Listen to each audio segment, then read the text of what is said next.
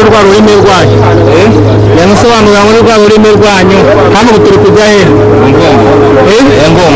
Engombo hano tuhageneye nk'iminota ingahe tugeranyije bitewe no konti igenda avuga mu rurimi rwacu mu rurimi rw'iwanyu wenda nkubaza uvuga mu rurimi rw'iwanyu nta kibazo kurikije ko ubu bwato bugenda hano twagera igihe kingana iki wagera nka metero iminota eshanu ubwo ni iminota itatu ubwo se abantu ba hano cyane cyane batunzwe n'iki no guhinga no guhiga nyine no guhiga kwikorera iyo bita guhiga no guhiga nyine mu magambo ubuse hano iyi taransiporo abantu bagenda kuva Sangare kugera Sangare ukurikiza amategeko urangira saa 10 n'inusu saa 12 n'igice saa 12 n'anguma wanageza sebiri ubwo ni saa 2 ubwo se iyo mubonye nk'umuntu warengeje amasaha bigenda bite ashobora amafaranga z'inyanya ubwo bishatse kuvuga amafaranga ari hejuru nyine y'igihumbi cyangwa 2 bitewe na esanse na esanse igeze no kubera ko aba agiye kwambuka wenyine niyo atabiri esanse twe kwishyura 2 cyangwa 1,000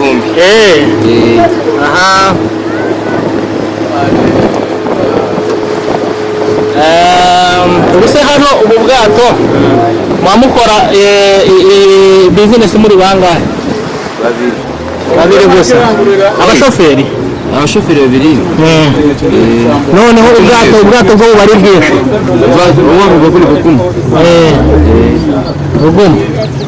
ubuse hano umuntu uzi kwitwara aramutse ageze hano agasanga hari ubwato yabwambutsa nta kibazo ariko rero uburenganzira afite uburenganzira niwe utanga uburenganzira awufite kabisa yawutwara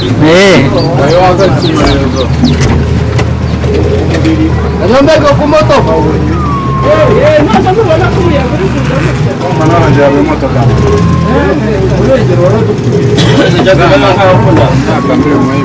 rero tugeze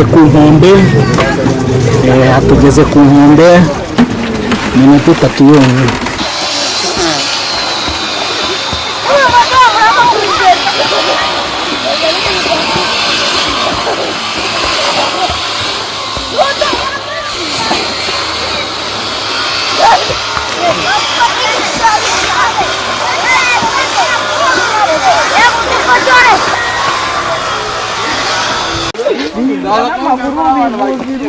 Kira ko bacoma kaya wowe.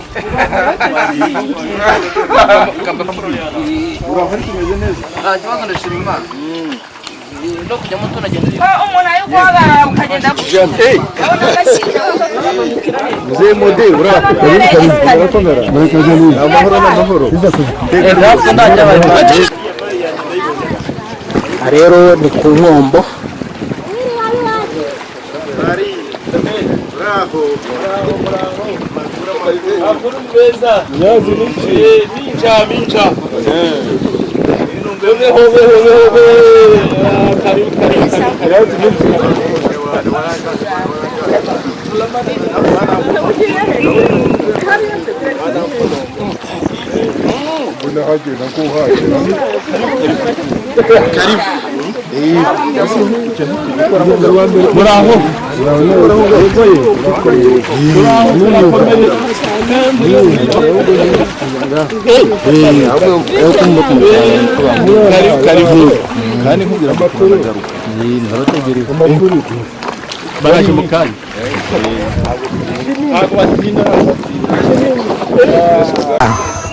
hano rero tugeze ni ku Nkombo nkuko mubibona turi ku nkombe ariko twageze ku Nkombo nyirizina kuko twambutse ikiyaga cya Kivu twasanze umusore rero twagira agatangira twibwire nanye banyita Angelo yego aha ngaho tubwira amakuru ya hano rero babimeze bite umunsi ubuteye gute yo urabona se tugeze mu gihe cy'icyanda niko tukivuga twebwe wowe uravuga mu mahavu bamagire mu gihe cy'icyanda wabona nyine kuno mkungu bwo libwe nene aho rakagera ushigire hirate yagwinja amukongo gwajire mu nevumbi nyine.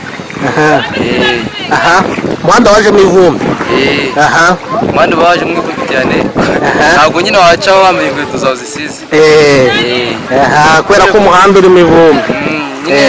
Wabona nemvura yagwa bwenene niyo yamba ivumbi ryaje bwenene.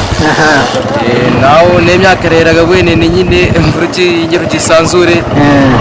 Aha noneho ugiye kutubwira ibijyanye na transport hano biba bimeze gute, kwambuka bisaba iki, abantu bambuka bagiye mu biki, tubwire dusangiza amakuru. Hano abantu banene bayambuka bagwera kasi. Abaje Rwanda banganga hano baje no munda aroro transport mundo ne kiri cyari harano nyine bere no kune essence yazamukira bali bahire kudesa ko nyine babone nyine essence linene bahire kuri harano bapana ku giciro hito nyine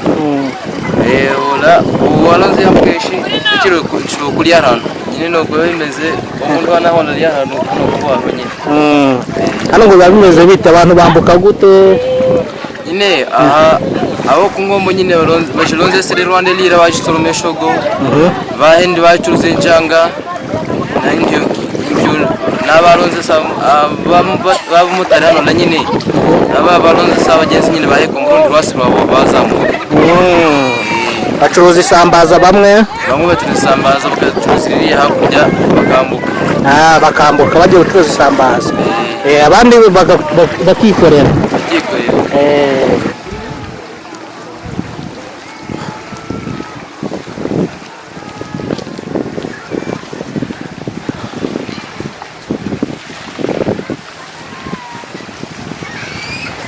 nk'uko mubireba ni ku kiyaga cya Kivu.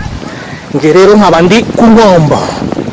Ku Nkombo rero ahantu hamaze gutera imbere uko mubibona, leta yabahaye ubwato bwa moteri, abaturage barambuka nta kibazo bajya gushaka ubuzima hakurya mu bice byo ku Nkanka, ku Rusunyu, bagakomeza bagana i Kamembe. Ubuzima rero buraryoshye, barambuka rwose kuva mu masaha y'urukerera kugeza nijoro nka 2:00 nk'uko babitubwiye. Ubwato babukora neza cyane, abaturage bambuka nta kibazo. Hari kandi n'abanyeshuri bava hakurya bakajya kwiga ku Nkombo, hari abarimu bigisha ku Nkombo. Byose ni byiza cyane. Reka rero mbereka amazi magari, hari n'abaturage babibereye ku nkengero z'amazi ku nkombe bafata akayaga. Ngaya rero amazi amagaze ngewe ni ku Nkombo.